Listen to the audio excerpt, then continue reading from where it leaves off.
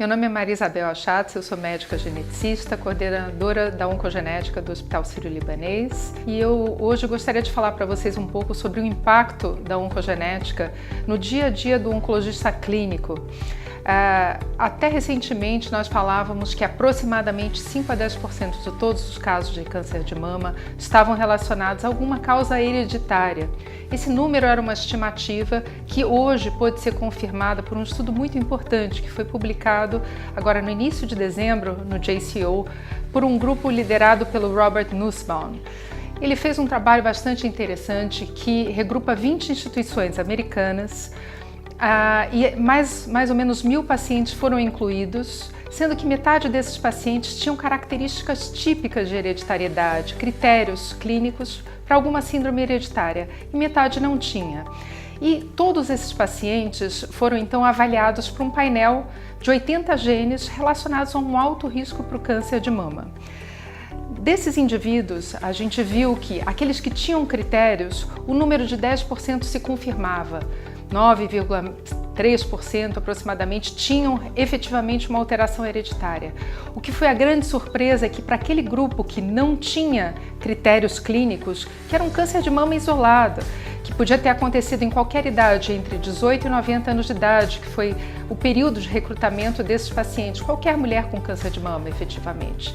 Desses indivíduos sem critérios, foi encontrado aproximadamente 8% com alguma mutação em um gene de alto risco para predisposição do câncer hereditário.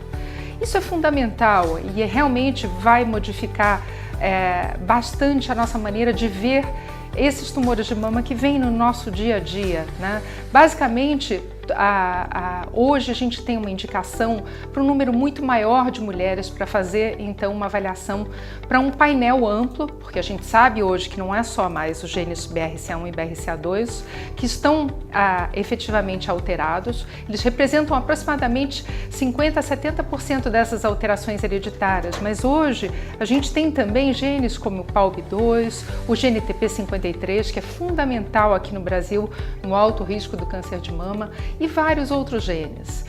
Então, o que é fundamental é entender também em que contexto a detecção dessas alterações vai modificar não só a qualidade de vida dos nossos pacientes, porque nós vamos então começar um rastreamento nos familiares para saber quem são os indivíduos que têm risco dentro dessa família, né? Quem são os filhos que potencialmente têm um alto risco e que precisam de toda uma série de exames que são iniciados mais precocemente do que no resto da população, assim como os irmãos. Em alguns casos, como por exemplo em portadores de mutação no gene BRCA1 ou mesmo no gene BRCA2, nós temos a indicação até da cirurgia redutora de risco das mamas, né?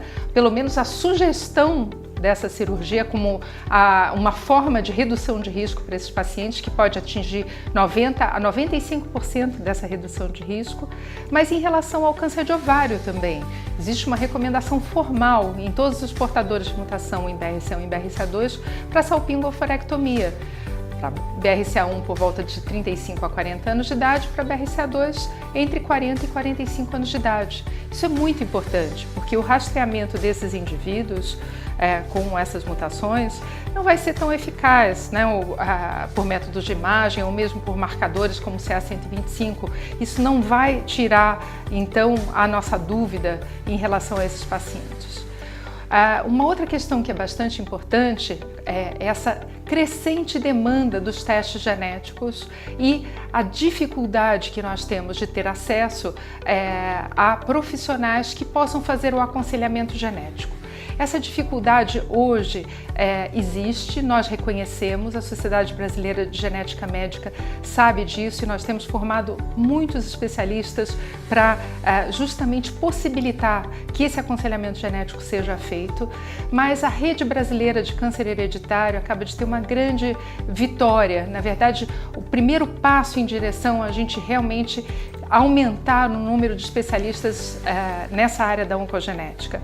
Nós tivemos uma primeira reunião que todas as sociedades envolvidas se mostraram bastante abertas na criação, então, dessa nova área da atuação, que seria a área da oncogenética, e que o próximo passo seria efetivamente receber essa aprovação nos diferentes grupos e sociedades pertencentes na Associação Brasileira de Medicina, mas também no Conselho Regional de Medicina. Então, eu acho que vai ser muito importante, não só para nós geneticistas, mas também para outros especialistas que trabalham com a oncogenética no dia a dia, ter a possibilidade também de fazer essa formação. Então, em breve, no momento que nós tivermos essa possibilidade, nós vamos abrir uma residência, um R4, para todos os mastologistas, cirurgiões, oncologistas e outras especialidades que nos apoiem e que queiram fazer esse tipo de formação.